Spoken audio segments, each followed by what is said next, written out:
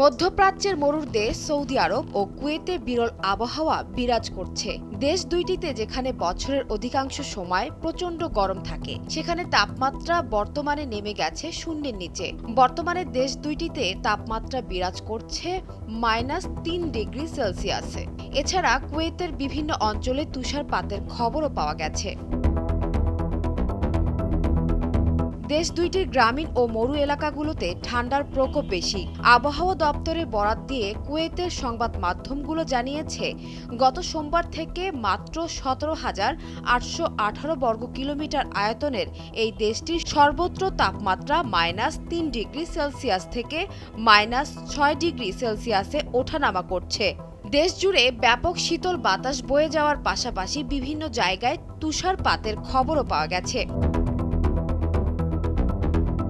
কুয়েতের আবহাওয়া এখন একটি বর্ধিত উচ্চচাপ ব্যবস্থার মধ্যে রয়েছে, এমন তথ্য জানিয়ে দেশটির আবহাওয়া দপ্তরের নির্বাহী পরিচালক দাহরার আল আলী বলেন, এই উচ্চচাপ ব্যবস্থাটি বায়ুমণ্ডলের উপরের স্তরের শীতলতা এবং দক্ষিণ পশ্চিমাঞ্চল থেকে আসা নাতিশীতোষ্ণ বাতাসের মধ্যকার মিথস্ক্রিয়ার ফলাফল।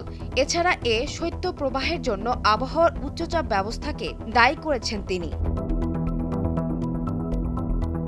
অন্যদিকে 15 ডিসেম্বর থেকে শৈত্যপ্রবাহ শুরু হয়েছে সৌদি আরবে। দেশটির কোনো কোনো স্থানে তাপমাত্রা শূন্যের নিচে -3 ডিগ্রিতে নেমে গেছে। এর মধ্যে রয়েছে দেশটির তাবুক, আল জাওয়াফ, উত্তরাঞ্চল ও পূর্বাঞ্চলীয় প্রদেশগুলো।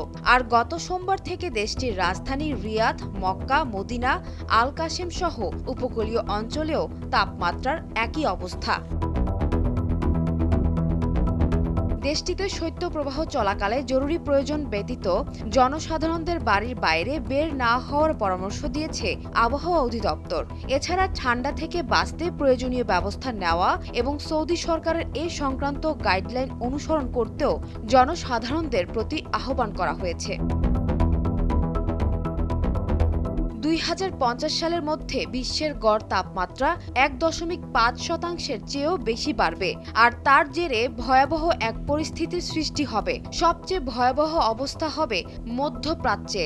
মরুর দেশ সৌদিতে গ্রীষ্মকালে পরিলক্ষিত হয় অসহনীয় তাপমাত্রা।